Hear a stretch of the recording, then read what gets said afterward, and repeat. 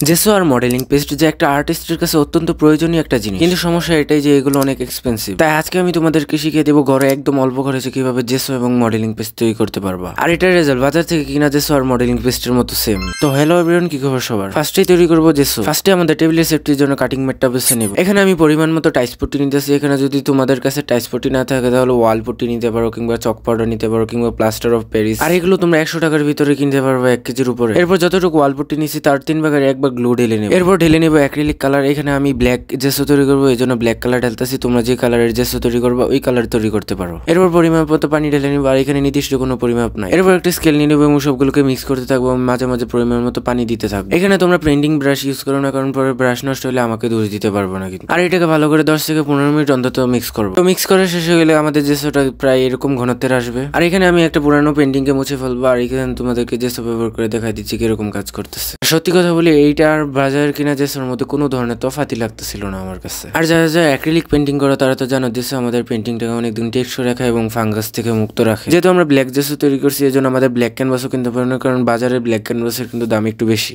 তো এখন বানাবো মডেলিং পেস্ট বা টেক্সচার পেস্টও বলতে পারো। এখানে ওয়াল পট্টি আমি যেটা কিনছি এটা 70 টাকার 1 কেজি নিচ্ছিল আমার কাছ থেকে। সেম কিভাবে এখানে ওয়াল পট্টি ঢেলে নিব আর ঢেলে নিব গ্লু। তো নেক্সট উইকে হয়তো আমার স্টুডিও সেটআপের ভিডিওটা আসতে পারে, ইনশাআল্লাহ আশা করি আসবে। আর যদি না আসে তোমাদেরকে কমিউনিটি পোস্টে আমি জানাই দিব। তো সবগুলোকে ভালো করে মিক্স করার পর আমাদের মডেলিং পেস্ট রেডি। আমি দেখা দিচ্ছি কিরকম কাজ করতেছে এটা। তো অনেকে বলতে পারো এই খাতাটা ব্রাউন কালার করে। আমার যখন কালার বেঁচে যায় তখন আমি এরকম খাতার মধ্যে লাগা রাখি, আর এর ফলে তোমার কালারটা কম খরচ হয়। খাতার উপর একটা স্টেন্সিল লেখা, এর উপর ভালো করে আমাদের পেস্টটাকে ছড়াই দিব। আর এখানে পেস্ট খরচ করতে একটু কঞ্জুসি করা যাবে না কিন্তু। তো পেস্টটা ভালো করে ছড়াই দেওয়ার পর এখন আমরা পেস্টটাকে উঠায় দেখবো কিরকম হয়। 3, 2, 1।